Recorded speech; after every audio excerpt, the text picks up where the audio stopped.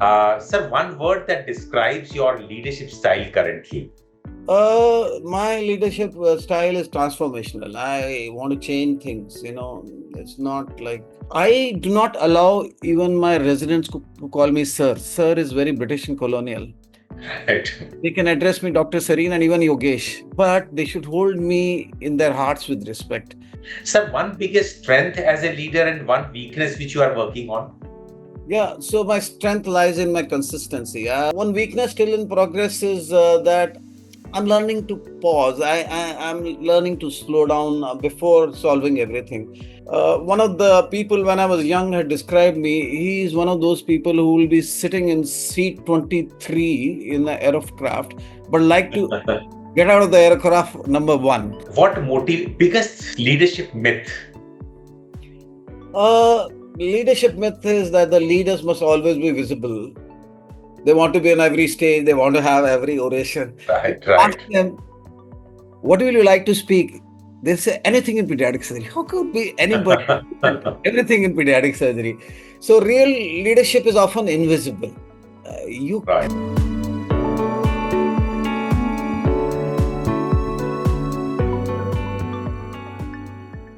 So, welcome to Voices of Change, a global leadership series where we bring you insights and experiences from global leaders who have shaped the future of public health and medicine. I am your host, Dr. Professor Sonu Goyal from PGI Chandigarh, and our guest for today's podcast is Dr. Yogesh Kumar Sarin. Dr. Yogesh Kumar Sarin is a distinguished pediatric surgeon, academician, and healthcare administrator with over 39 years of teaching and clinical experience. He is currently serving as director professor and head of the Department of Pediatric Surgery at Maulana Azad Medical College and associated Lok Nayak Hospital in New Delhi, which is one of the most premier institute in our country, and also serve as Professor of Excellence at Lady Hardy Medical College, New Delhi. His key areas of expertise includes pediatric urology, neonatal surgery, and pediatric surgical oncology. At the pioneer in the field, he performed successful separation of conjoined twins at a very young age of just 33 years. Dr. Sareen has received multiple fellowship and awards, including WHO and Commonwealth fellowships, and trained at renowned institutions in Australia, UK, and US. With over 300 research publications, 34 book chapters, and a recently published book on Wilms tumor by Springer, Dr. Sareen is a recognized surgeon for his academic excellence. He has delivered more than 100 invited lectures worldwide and served in the editorial board of numerous international journals. Dr. Sareen has received multiple national and international awards and also has served in various leadership roles, including president of Indian Association of Pediatric Surgeons, where he has played a key role in creating specialized sections, strengthening organizational structures, and promoting academic collaborations. Beyond his professional achievements, Dr. Sareen's inspiring leadership, vision, and dedication continues to shape the future of pediatric surgery and healthcare education, both in India and at global level. Thank you very much, Professor Goel. And presently, I'm Professor of Excellence. That's the designation that's given to people who turn 62 and are having a higher administrative grade pay scale in the central government hospitals. I mean, something which is the term which is not used globally. Thank you very much, and I'm very happy to be here with you all. Thank you very much, sir. Thank you for giving time for this particular show, which is seen by emerging and the global leaders across the globe. Sir, I will ask with the first question because you have been head of the department for over 20 years now, heading the top-notch hospitals, two hospitals. So, according to you, what are the key qualities of a successful leader and how that qualities has shaped your own leadership journey? Yeah, leadership is one of those words we hear all the time. But for me, it has three pillars. It has three guiding principles that shape not just how I lead, but how I live as a leader. The first pillar is clarity of purpose. I'll give you an example from my own department to kind of talk about it. I remember an early case in my career. We were to operate an unit with esophageal atresia and esophageal fistula needing urgent surgery. Most of the trainees in the department, juniors, they would also have been exposed, obviously, to do how the surgery. Everyone was moving quickly. OT was buzzing with activity. But I realized that no matter how good we do, if we lose sight of why we are here, assembled in this OT, and what do we intend to do, then everything can falls apart. So I took a moment to gather my team and reminded them that this is not just another procedure that we come to do in OT. This surgery would mean whether this child would have a chance to live or not. This is why every decision matters.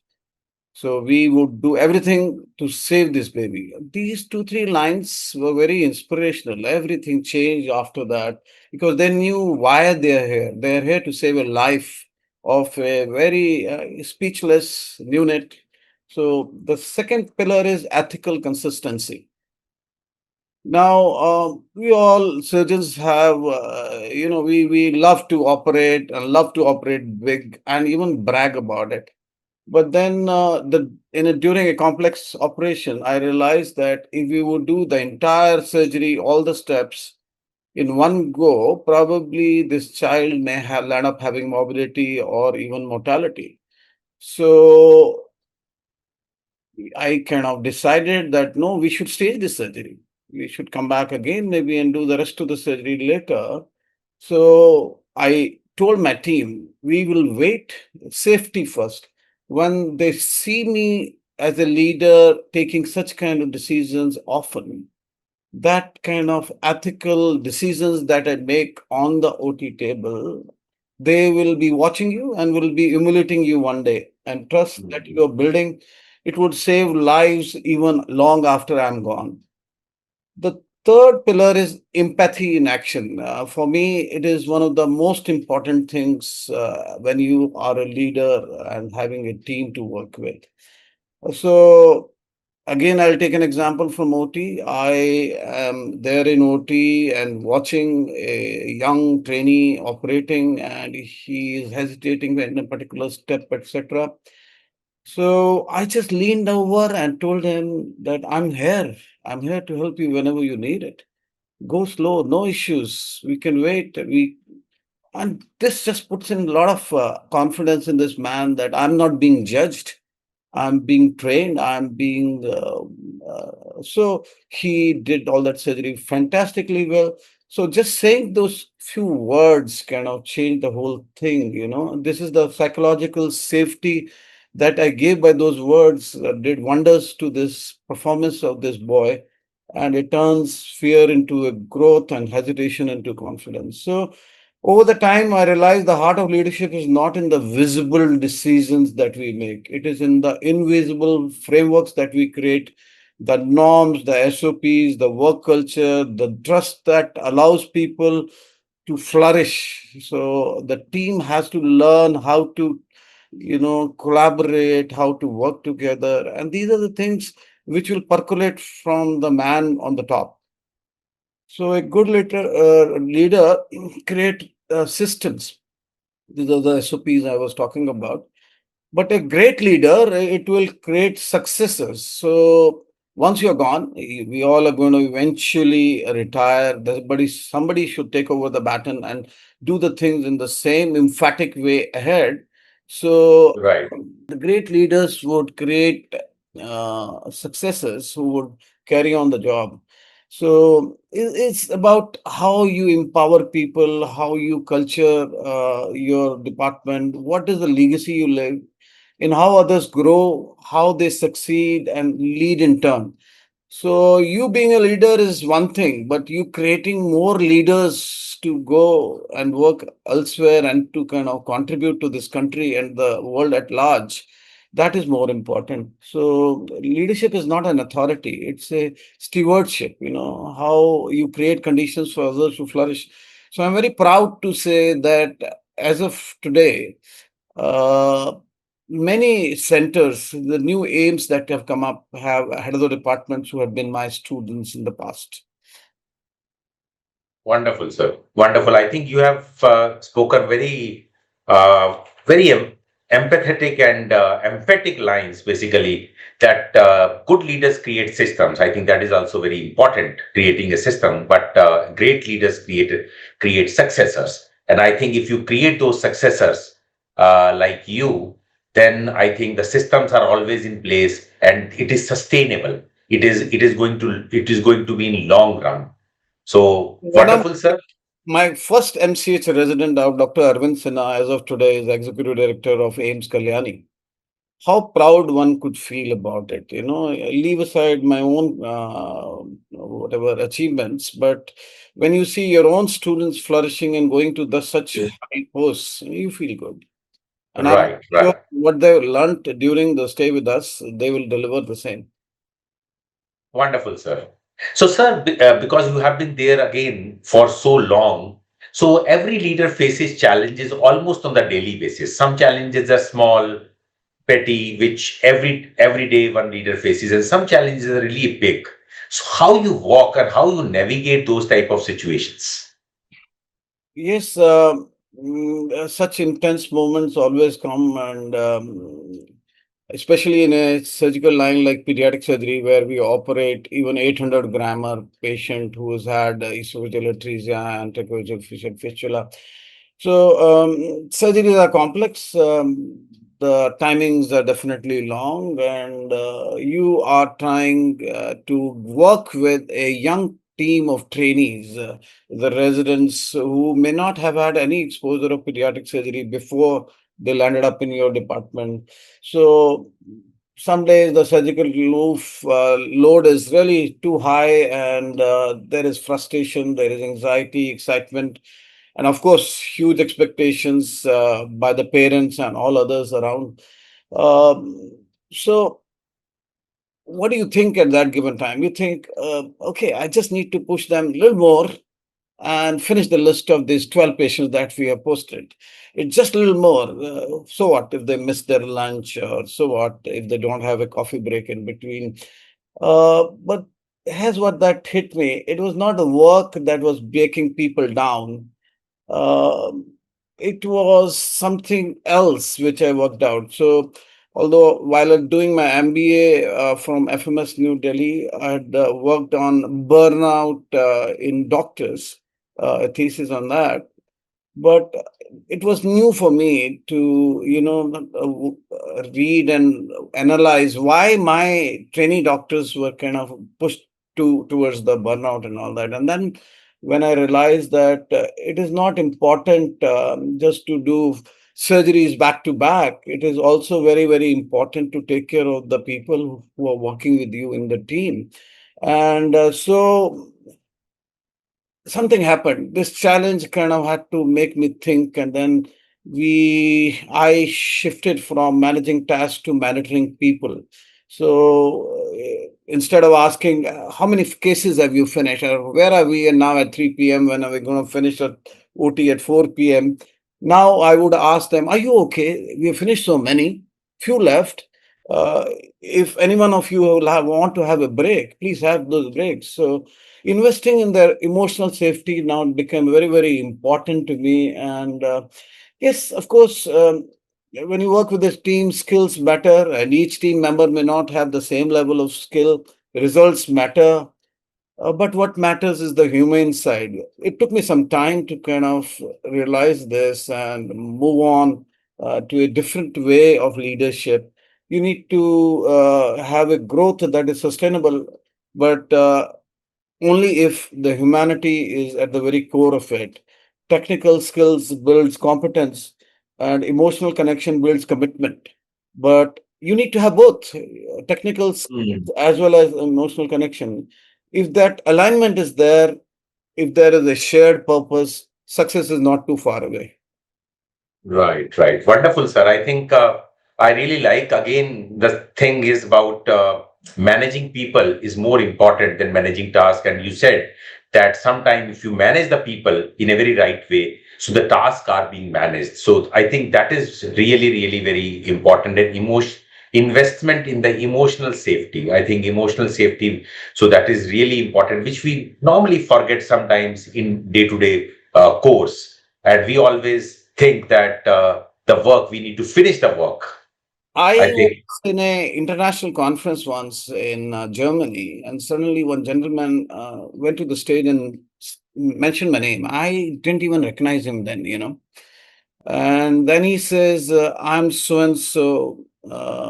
I used to be intern in your unit when you had just come back after your MCS pediatric surgery in CMC Ludhiana, mhm, and we did not have a ventilator to be used on a esophageal atresia patient.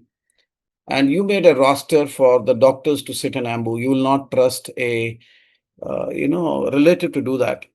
And I still remember you put yourself on the duty roster, and the slot that you chose for yourself was 2 to 5 a.m. And suddenly, a lot of crowd who hardly knew me got up in standing ovation. So I didn't know that my doing such small little deed has such a great impression on a young mind that about 20 years later, he will stand up in an international conference and mention it. yeah, So, so as I say, names kind of got forgotten, but legacies are if you show people the empathy and you show them why this baby needs to be ambu bagged and why that life is important. And the senior most man is doing the ambu bagging late in the night, the worst time when the sleep really hits you. So that's a good example, I think. yeah. No, no, I think really, because you are very much right that the tasks are being remembered. So rather than people, sometimes people remember that, oh, he used to do like this, even after 30 years, 40 years, 50 years. So I think these are really, really important to be remembered by the leaders who are actually beginning their journey as a leader. So, sir, another thing which I wanted to say, I got some feeling about you keep your team motivated and inspired, and that is what you have narrated, that you take care of people. So, what are the strategies which you keep, which you always employ to keep them motivated and inspired? If you ask me, I'll put that only in one single line: credit flows downward and responsibilities flow upward. So, if anything good is ever done by my team, I make it a point to publicly acknowledge the juniors who made it happen. I say their names, I highlight their decisions, I make sure everyone knows when who are the ones who really saved that particular child's life. Because here's the truth: recognition is oxygen, you see, especially for younger doctors Right, still figuring out why they chose pediatric surgery, why are in this job which kind of demands 18 hours a day. So they're sculpting their identity case by case, decision by decision, and a little acknowledgement. It fuels confidence, sparks initiative, and honestly, it can change the trajectory of someone's career. I see right. nowadays at times the residents, after working 6 months in the department, they quit after paying 10 lakhs to the university.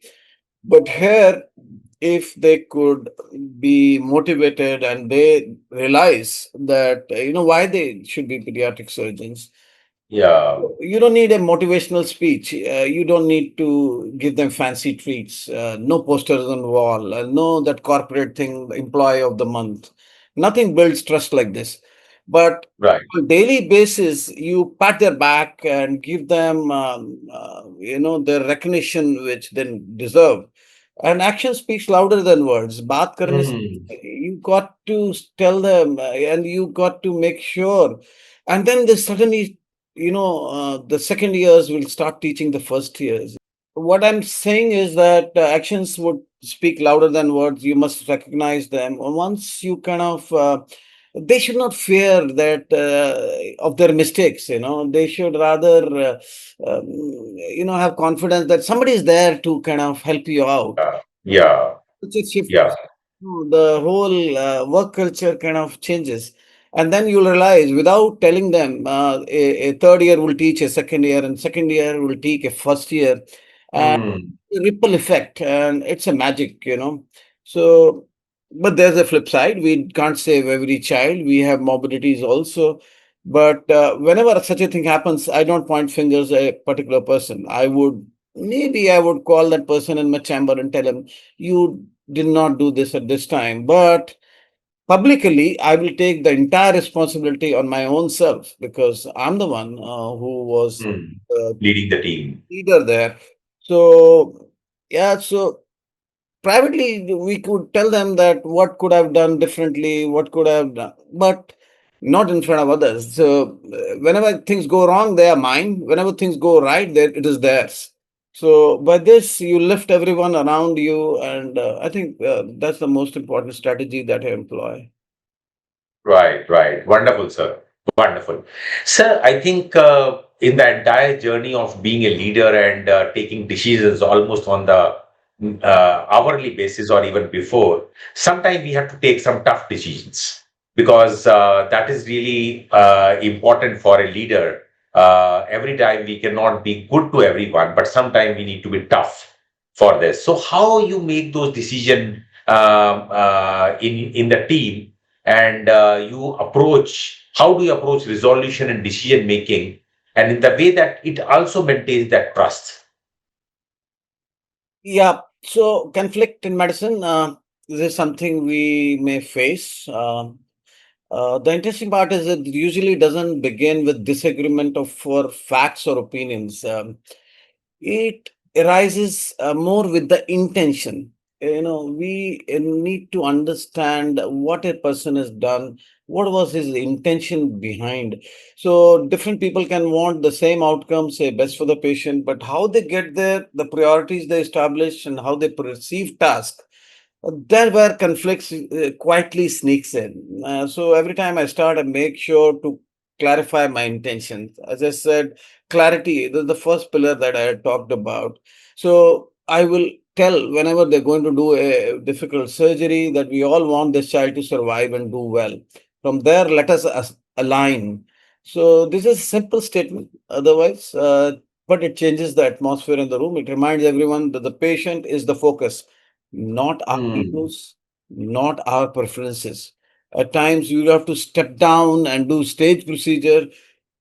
Person, a second year or third year resident may have come, all charged up to do the major surgery that he's probably read in his room 20 times and rehearsed those steps. But here, the Hmm. patient is the most important thing. So the main point is disagreement doesn't have to lead to distrust. If there is still trust between different team members and they can frankly and openly discuss what are the options, Hmm. what is the best option at this very moment, not the option that we had yesterday or not the option that we'll have tomorrow, what is the option for this Right. option for this child. So then based on the fair and transparent and based on shared values, things can work out. So decisions are not that difficult to take. So in medicine, and truly in any high stake environment beyond medicine also, if we begin by clarifying our intention, stay focused on the person we are serving and commit to fairness, you'll find that conflict becomes a tool for collaboration rather than a wedge that pulls teams apart. So Right. if they have that maturity that we are not important, the patient is important here, the task that we are supposed to do so as to save this child, which is the major intention, things will fall in place.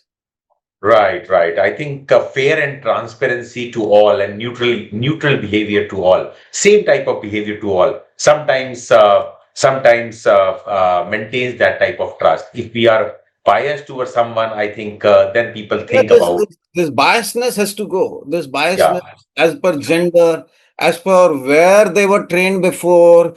as per which state they come from, that has to go. What is the favorite? I'm on Delhi. What is the favorite dialogue of any Punjabi fellow born in Delhi on road is? Are you from Bihar? This kind of Right, bias right. kill your team. This kind of pointing out and naming people will kill the team. That's not right. We are all Mm, here together for a purpose, and that intent should be very clear to the team what we are supposed to do. wonderful, sir. Wonderful. So, sir, over a period of time, have your leadership style to changes in technology or team dynamics or other circumstances changed over years? Yes, medicine is something which is evolving every day. Yeah. So, what pediatric surgery I knew, say, about 35 years back or 40 years back when I got trained, and what is it today is different. Uh, we have to be constantly evolving. We have to be student, even if I'm professor of excellence. You have to learn, unlearn, and relearn all the time. And mind it, unlike Right. nowadays, the students who are there today, they kind of are exposed to media and so many other things. The core values of the society at large have changed.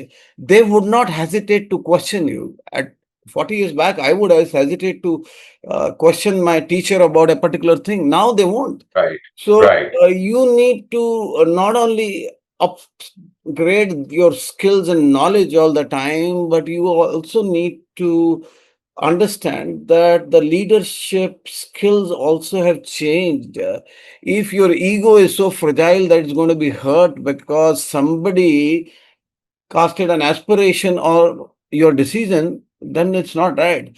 So if he's asked a question, discuss the pros and cons and try to convince him what is your decision and why is that decision. If he's still not convinced, try more. Don't give up on that person. If somebody questions, he has a good intention. I understand. Majority of the people who are not involved with the patient will not ask questions, but people who are involved with the patient would always ask you questions. Right. Wonderful, sir. Wonderful. So, sir, because every leader has some influential role model in their life or some sort of philosophy, the leadership philosophy in their mind. So, what is your philosophy and what is your, if you have some role models as well? Yeah, Dr. Goyal, if you would really go back into your past, you would know that you had good role models and you had bad role models. And you Right. learn from both, actually. But I will not talk about the bad role models today. I will only talk about the good role models today. I was very fortunate to train under mentors who had quite strength, quite they were not there to show off. They were not there to kind of bask in their glory and keep talking about their achievements all the time. And I would definitely like to mention two names, both pediatric surgeons. One is Professor MC Deodhar from CMC Ludhiana.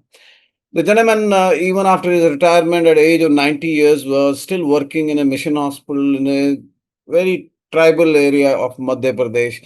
He was not Mhm. getting pediatric surgery to do, but he was doing a lot of cesarean sections. And he Okay. would not mind even begging students like us to send some money for the poor patients. So that was greatness. And I remember in the younger days, he would sit with you and to teach you how to make your presentations. Mind it, those days we used to have little slides that we need to run to that. So he would Yeah. make the slides for you. He would do that. And then Dr. Professor N.S. Shekhawat, Narpat Singh Shekhawat ji from SMS Medical Jaipur. That guy taught me that you have to be first a good human being before you become a good pediatric surgeon. That man was phenomenal. He was related to the former vice president of our country, Dr. Shekhawat. But these guys were too good. But barring these two, I would like to mention the name of one gentleman whom I have huge respect. This is Dr. Sunil Thomas. I had joined my house job in early 1986, and he was supposed to come and do appendectomy. He was a lecturer, and CMC Ludhiana had this kind of work and culture that even senior people would come for any surgery that is being done. You just don't tell your junior most person to finish it off. And then when he was to close the skin, he asked me, "Have you done skin closures before?" It was 1:30 or 2 in the night, and the gentleman was there since about 12 in the theater. And I said, no. I was very, very raw and I didn't know how to do it.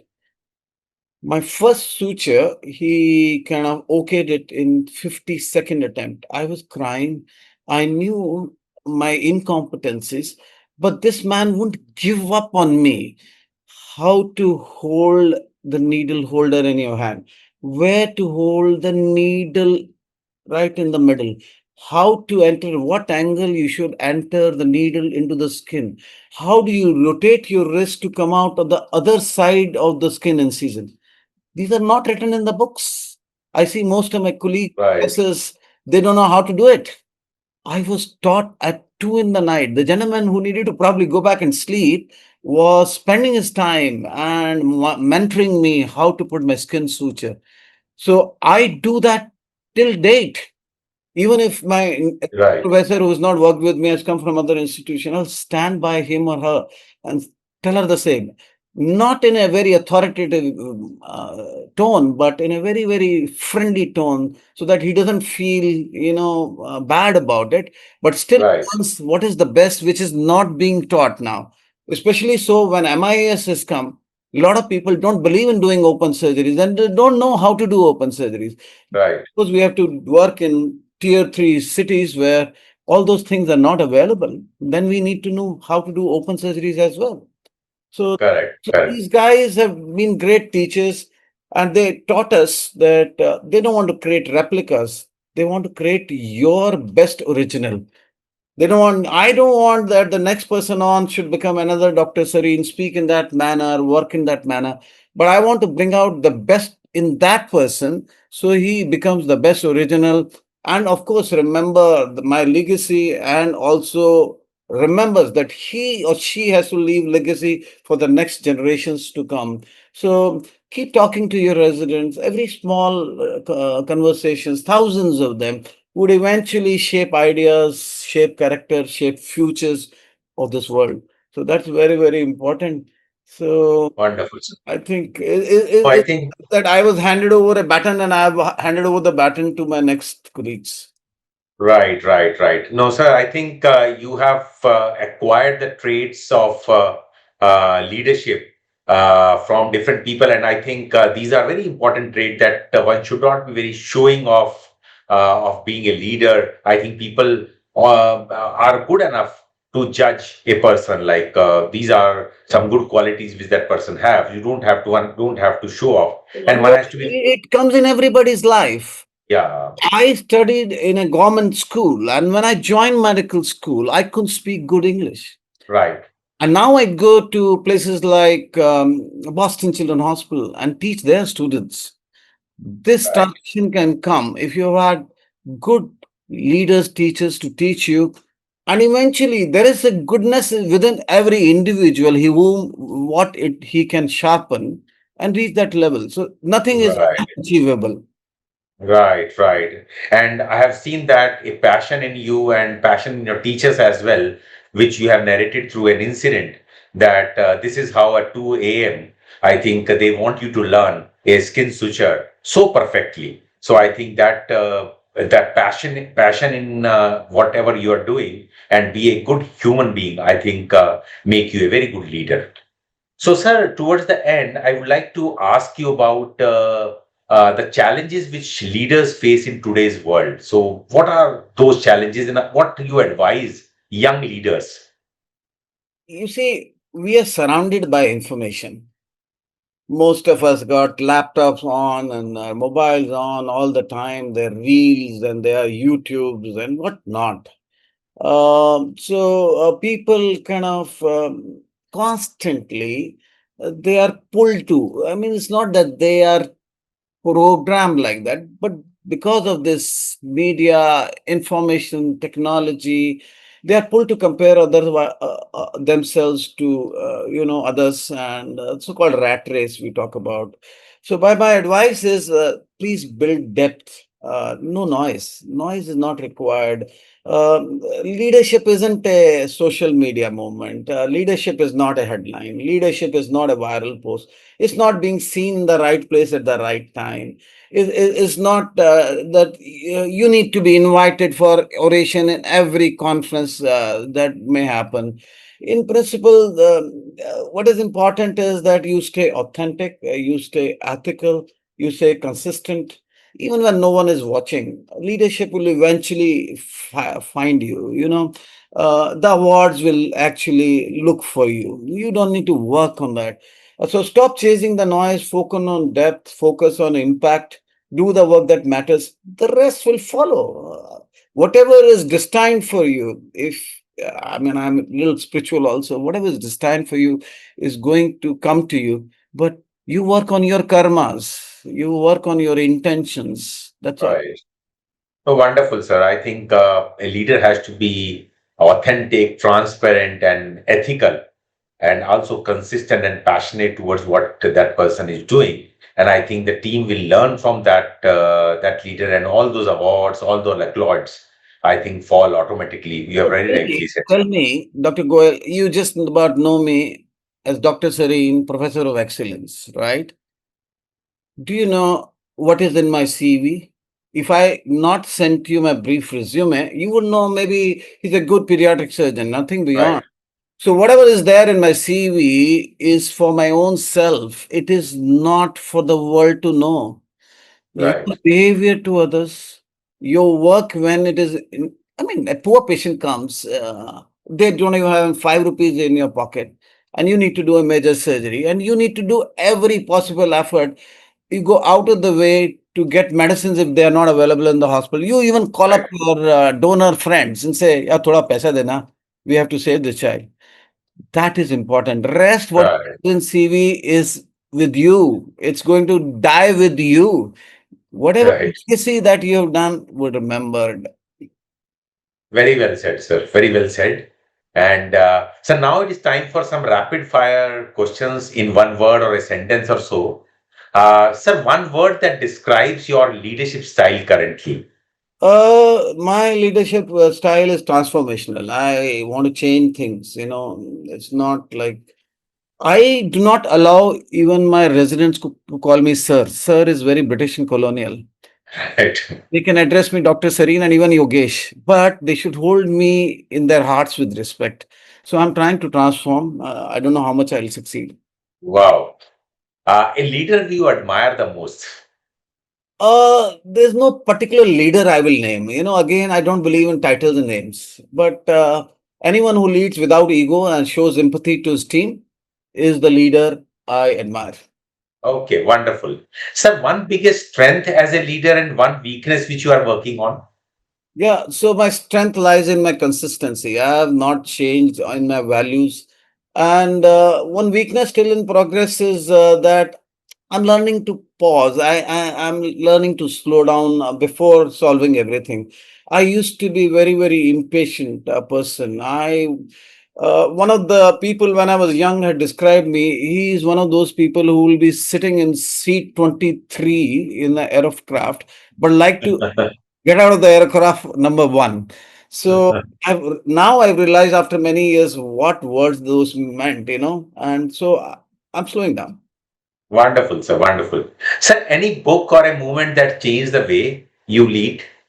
I'm a very spiritual person, and Bhagavad Gita is the first and the last thing, but there are other few books that I admire.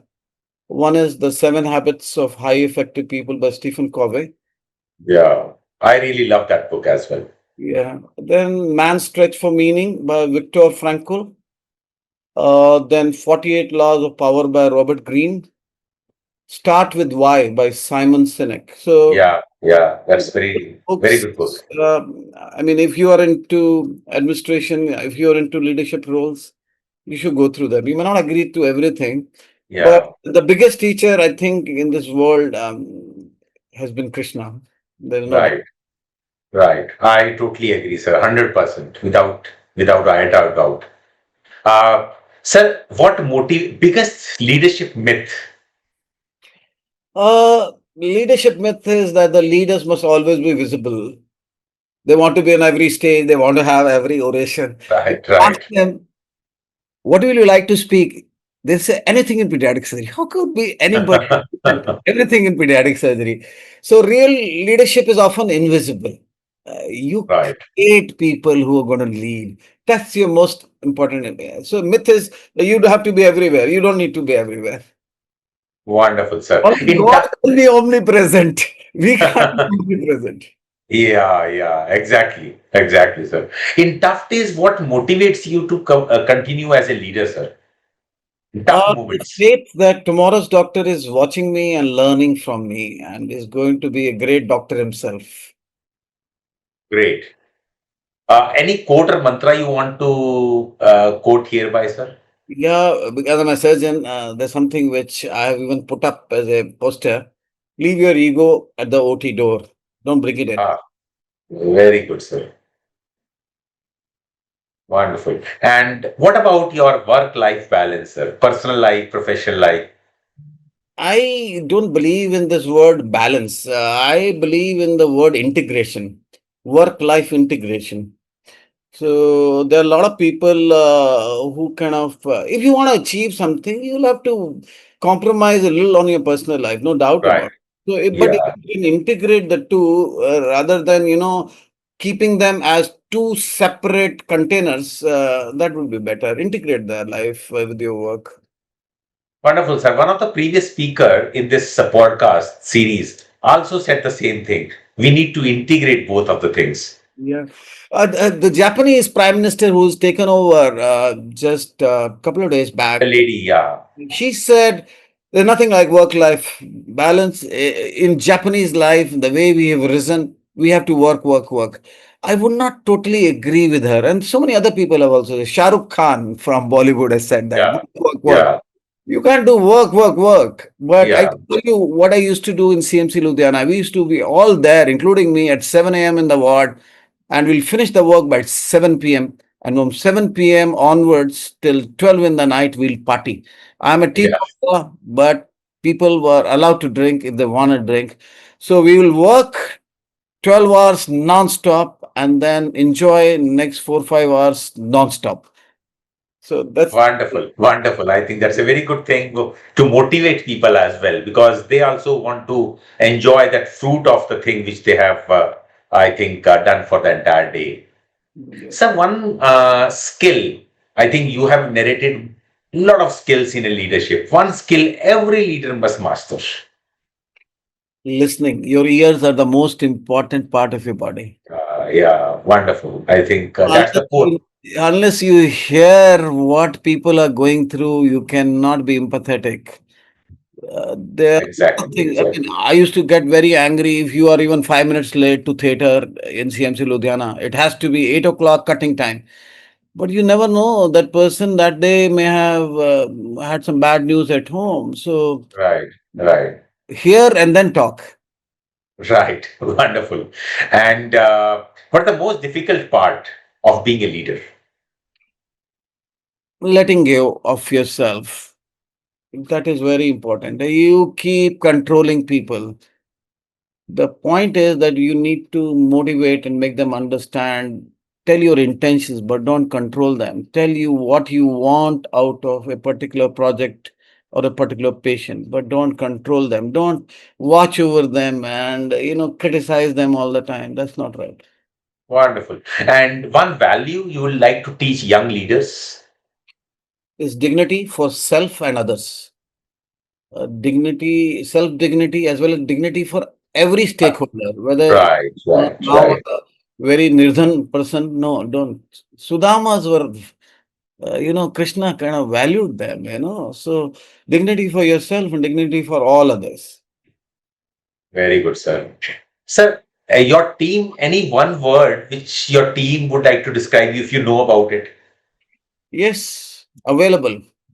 Okay. Uh, And Even if approachable. I'm not physically present, my two mobiles are on even when I sleep. I know a lot of people criticize me for that, but I'm available. I cannot have a right to criticize them tomorrow if I'm not available at 2:35 in the night to suggest them something which they do not know.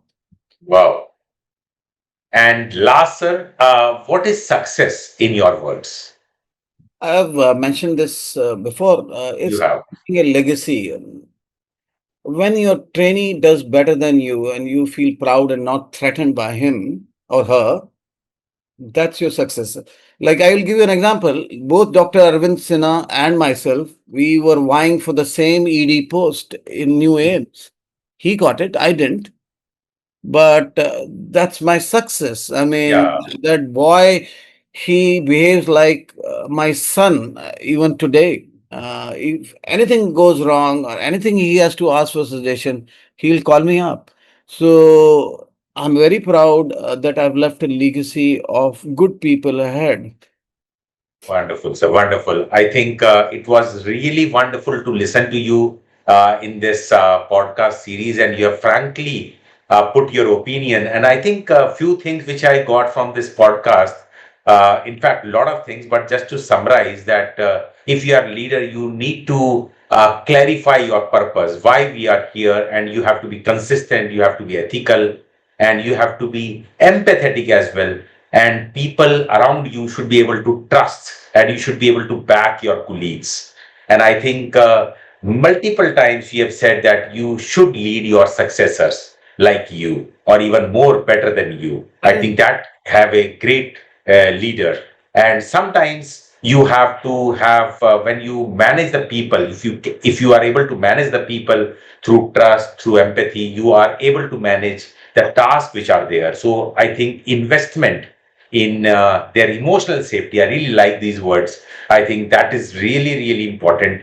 And I think you also told about when you give them credit, when you pat on the back, when you let them feel that you are there behind them, and I think that keeps them motivated and inspired. And you don't have to show off. You don't have to be in front always. And I think, but more important are that you have to be authentic, you have to be consistent, and you have to be in depth. And I think one should always leave their ego when you have to be a leader, I think, and listening to people. I think it's really important thing. So And you really, I are think available all the you time. have to be available. You have to be available and approachable to your people. I think that makes you a good leader. So wonderful, sir. I think it was my first interaction with you, but it was really a pleasant interaction. And like I learned many things from this particular discussion. I hope that the listeners here will learn a lot of things from Thank this you so much. discussion. So I'm thank you very so happy much. to be with you. Thank you so much. Thank you very much for being part of this show, sir.